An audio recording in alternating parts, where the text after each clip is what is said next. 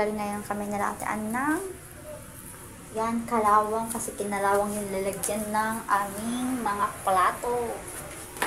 May mga kalawang na din mga plato dito.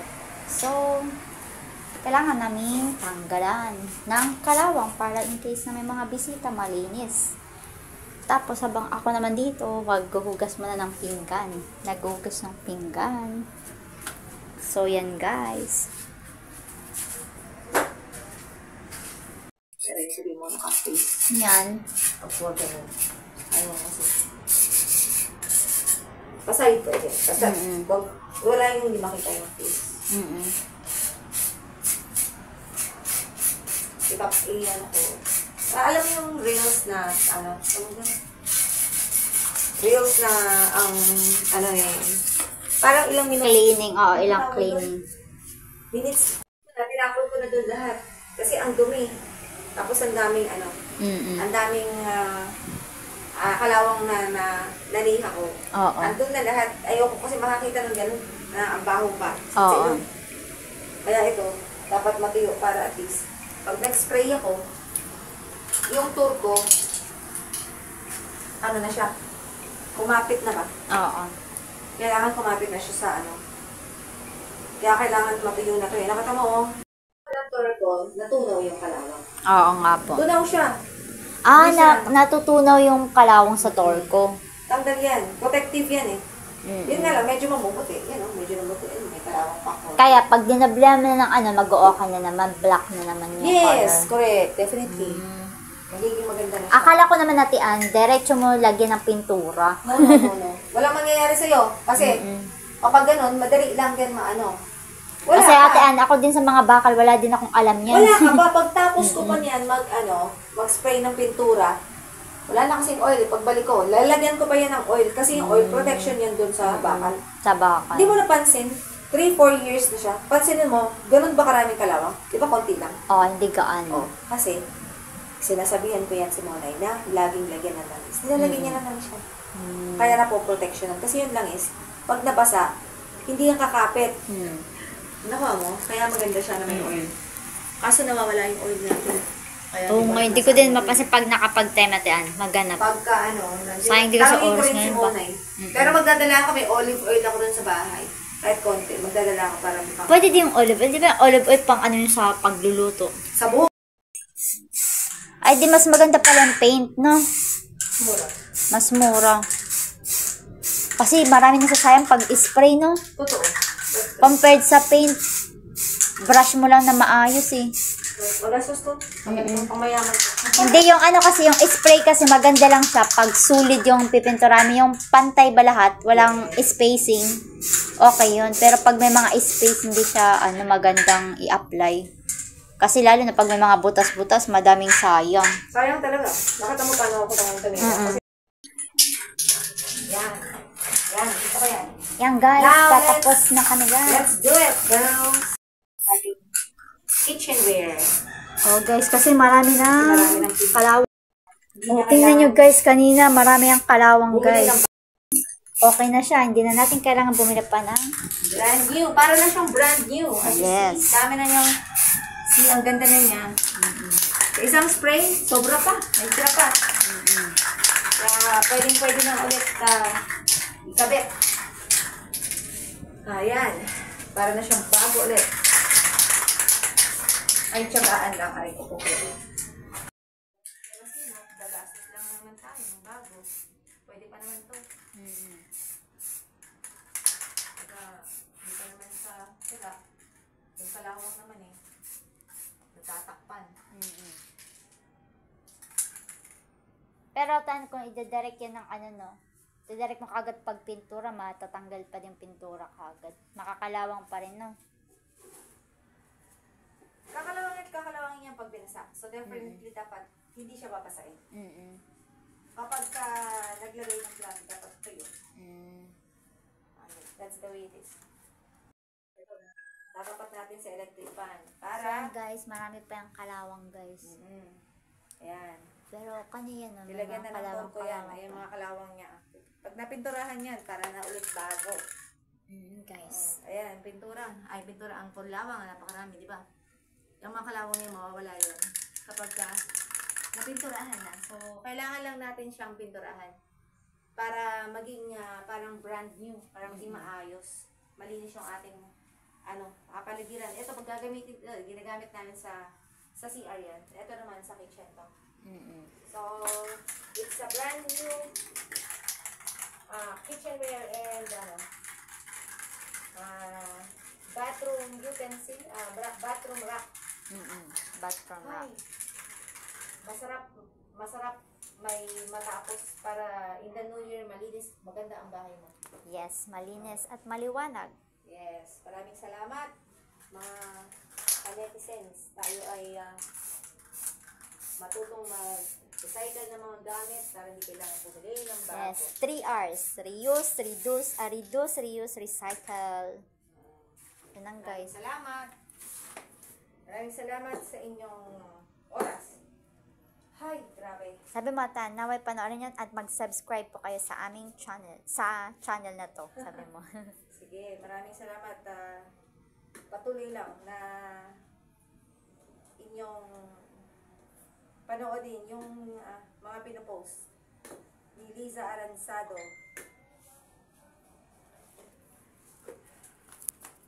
Hello guys! Watch and subscribe. Pwede na din ma-share para makatulong din po tayo sa ibang mga tao na mabigyan po ng tips about kung paano mag-repair ng mga gamit natin sa kusina at sa banyo. Good morning! So yan guys, yung ginawal naming araw ngayon ni Mentor Ann, ni Ate Ann. Kasi ito, kanina, sobrang marami yung kalawang. So, para hindi mo na bumili ng bago, para makatipid tayo, yun, nilagyan namin nito torque para matanggal yung kalawang, pang protect ng kalawang, hindi makalawang kagad. At ito, spray paint. So, si Tian yung tumarabaho muna itong ating kitchen rack. Tapos ito yung ginamit mo na yung torque. Tapos dito, ako na yung naglinis mo na dito. Nilinis ako muna ng tubig, binarasyan, inanuhan ng dishwashing liquid na Joy.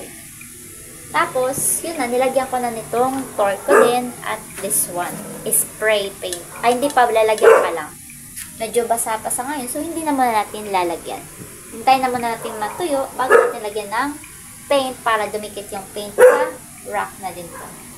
Meron po kayong mga gamit pa sa bahay nyo na mga kalawangin na sa tingin naman ninyo na kaya nyo namang i-repair, pwede po kayong bumili nitong torque para pang sa kalawang at itong ating spray paint. Or pwede din kayo gumamit ng isa pang paint as long as maging bago yung or maging gumanda po yung color ng yung feature pa ng ating mga gamit na kailangan ma-repair. Yan. O, diba guys? O, diba ang ganda na to? Wala na siyang kalawang. Pero kanina may mga kalawang pa yan kanina. Ito. Yan. Madami ang kalawang. Hindi ko lang kanina pala nag-videohan. Pero guys, ganito din yan sa una. Dito na, diba? Napapansin nyo na maraming kalawang yan sa ibaba. Ganyan din kadami yung kalawang niya kanina. Pero, natanggal. Torque and spray paint. Greenfield built for professionals. Spray paint. All-purpose, quick-drying, high-gloss acrylic. So, format black yung color niya. Don't forget to subscribe on my channel and click the notification bell below. Thank you for watching and I hope na nabigyan po kayo namin ng simple tips para pag-repair ng mga sirapan yung mga gamit or mga gamit nyo na mga kinalawang na pwede namang ma-repair natin by using this torque and spray paint.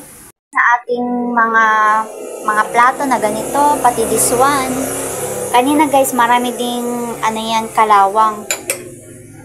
So, yung ginamit ko lang din yung Scotch Brite. Itong Scotch Brite, tsaka sinabunan ko using sponge. And, using our, this one, Max Glow. Diba guys? So, super kintab na din ulit at wala nang mga nakadikit na kalawang sa ating mga utensils. Actually, utensils yan ni Mentor Ad. Nilinis lang namin kasi syempre, di ba, Pasko na.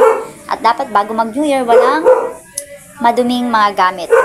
Nagkakalawang na naman ang mga ito kasi nagkakalawang na yung lagayan, yung rack kanina na pinakita ko na aming nilagyan ni Mentor Ad ng Torco at spray paint.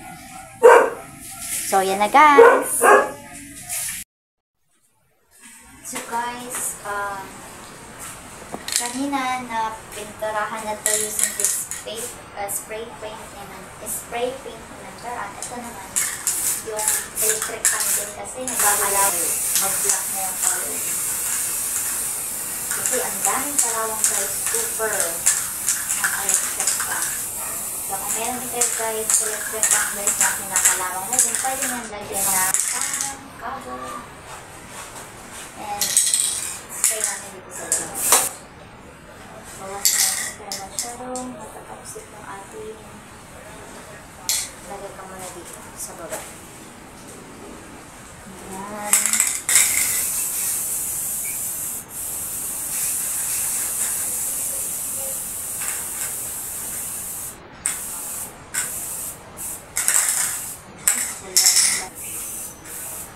Ubos na guys.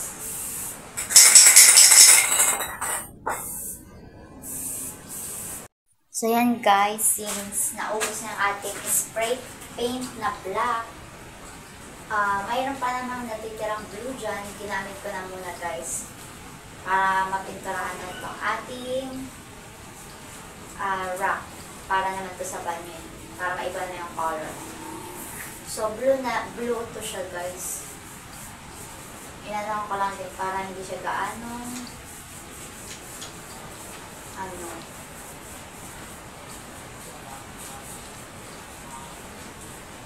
guys. Naubos na kasi yung spray paint. So, ito na lang na blue na natitira pang ayan. Paint natin ng blue. Maganda din naman guys yung blue. Color blue. Pero guys, pag mga ganito talaga na maraming mga yan, na mga spacing, medyo makunti lang siyang pigparash. Lalo na yung mga grills din, makunti din siya i-brush. Mas magandang mag-paint yung mga solid pa, yung wall, mga ganyan. Pag mga ganito kasi minsan, makunti, kailangan mo tag-isa-isa yung bawat sulok, bawat poste ng yan. Bawat bakal ng itong rack na to. Ito siya, tinatian sa banyo niya. Lagay ng mga shampoo. Ako kasi may sarili kasi akong lagayan ng sabon ko. So, yan. Medyo okay na. So, far na yung guys, umuulan ngayon. Pero guys, para hindi na ako gaano Guys, Merry Christmas pala sa ating lahat. And advance, Happy New Year. And guys,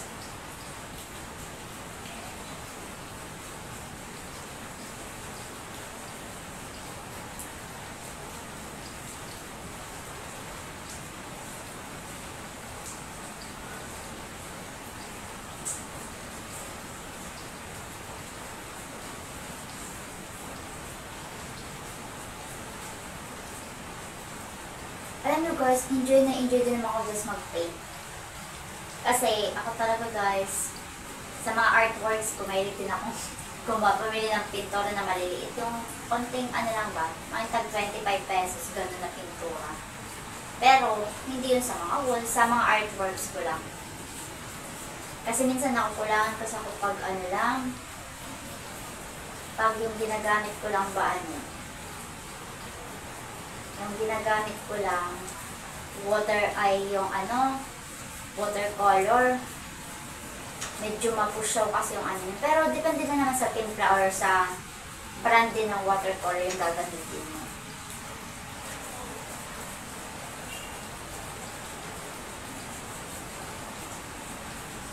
So, yan na guys. Charan! From black color to blue. Meron na tayong color blue.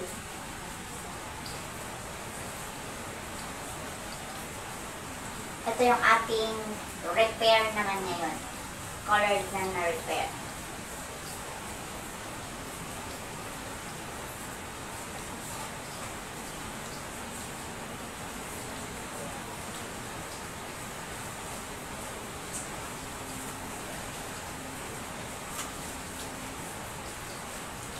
So, yung aking po palang mentor, si Mentor Ann, sister ko din ay umuwi na po sa Quezon City kasi meron pa yung mga responsibility doon.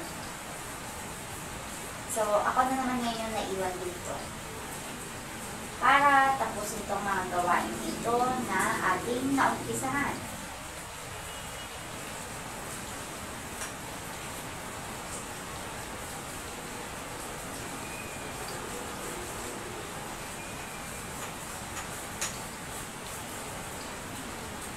Yes guys, isang layer na lang guys. Matatapos na ako guys.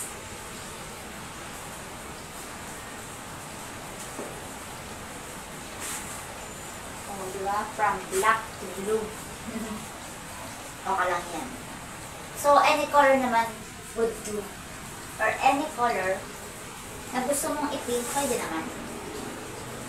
Halimbawa, color green yung color ng ano mo dati. Pwede mo pintura ng other color.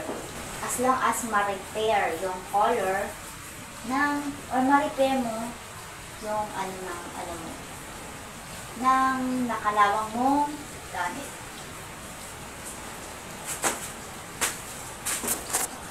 Black, blue na lang yung ating pinaint. Yan na, color black naging blue, charot, yan. Yan na yung aking pininturahan ng blue. Ito ba?